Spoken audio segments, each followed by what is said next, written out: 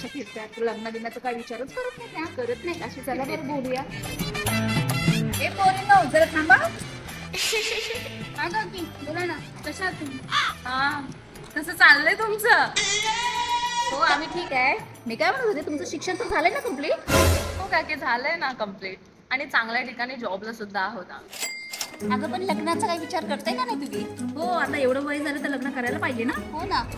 लग्न?